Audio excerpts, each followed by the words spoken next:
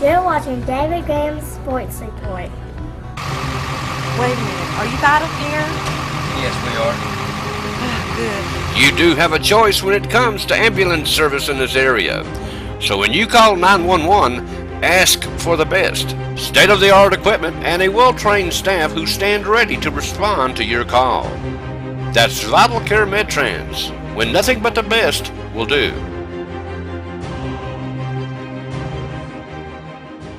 Hello everybody, David Grimm in with a sports report. Finally, Renee Tapp Wormsley and husband Travis Wormsley opened up their regular season Tuesday night at John R.W. Brown Gymnasium.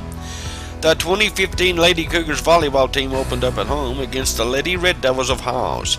We're young and not as good as they are, but we had trouble the entire night with the more experienced Lady Red Devils.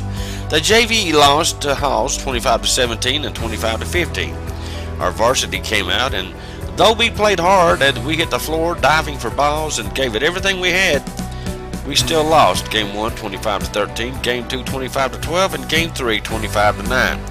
But we had a lead in this last game but still lost. Now this Thursday they will play the Lady Blue Devils of Jellicoe starting at 5 p.m. at Campbell County High School. Two new coaches will compete, both for Jellicoe and both for Campbell County High School. Renee Wormsley was a little bit discouraged, but I told her to keep her chin up, and these girls, as long as they keep playing hard, they will win some games. So, and I must say though, it's a pretty good crowd on hand. Lots of boyfriends, family members.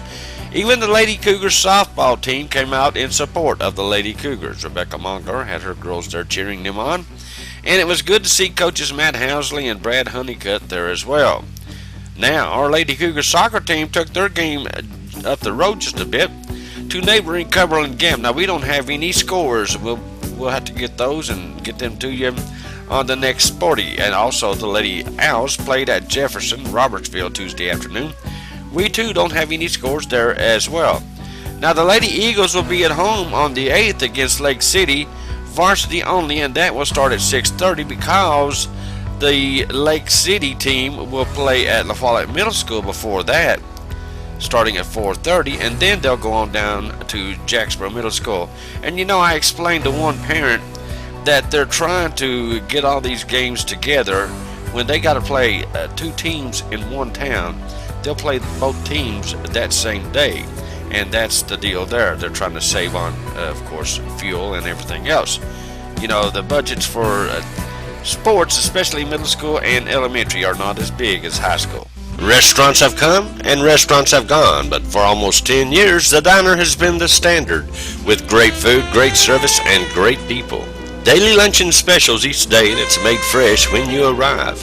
Come in and try their great home cooking, and don't forget to try one of their delicious cakes or pies made fresh by their very own pastry chef. Dine in or carry out. Call 423-566-4708. The Diner on Jacksboro Pike. Fans don't give up on them. Justin Price and his staff are young this year. They're very good, but they've not won a game yet, I know. But now I'm going to be honest here.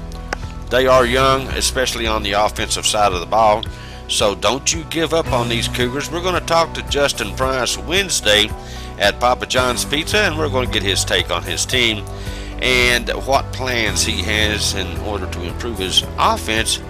Doesn't seem like they're moving the ball quite as well.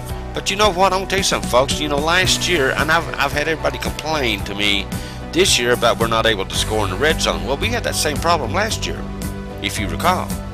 You know, we were more likely to score from our 35-yard line as we were from the 20-yard line in the red zone. So, you know, it's the same bugaboo. But we're going to talk to Coach Price at Papa John's Pizza, and we're going to get his take on it, and we'll show you that on the next sports report.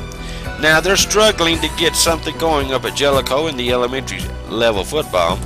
You know, they don't have anybody to play. They're kind of in between, so to speak. They're on the other side of the mountain. You know, they're kind of too far away to get into the Campbell County Youth Football Association. And for some reason, they're not able to play anybody up north in Kentucky. They're right there on the state line, so to speak. They played a scrimmage against Boston Elementary football team Monday afternoon. About 14 kids suited up to play for Jellicoe, the only game they'll play this year.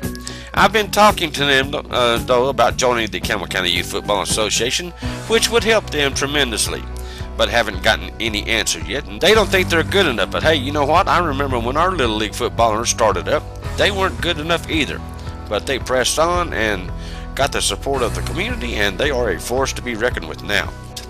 Okay, that's a real quick look at today's local sports. I thank you guys for being with us. You guys stay tuned. There's a whole lot more to come right here on WLAF.